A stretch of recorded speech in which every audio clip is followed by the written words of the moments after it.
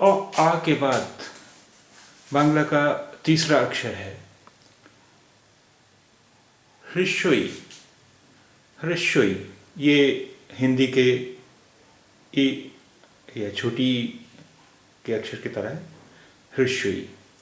हृस्वई के बाद अगला अक्षर है बांग्ला का दीर्घोई।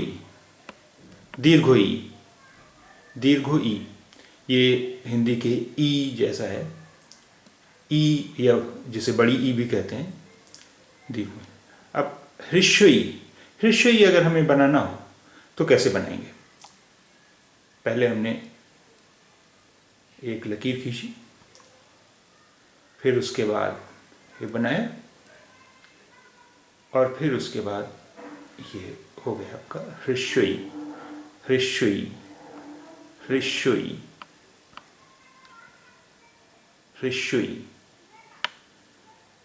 अब ये अगला अक्षर है दीर्घोई।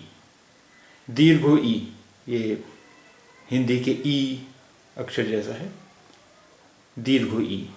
इसे बनाना हो तो कैसे करेंगे? पहले ये लकीर खींची, फिर उसके बाद ये बनाया, और फिर उसके बाद ये हो गया दीर्घोई। दीर्घोई, दीर्घोई, ई।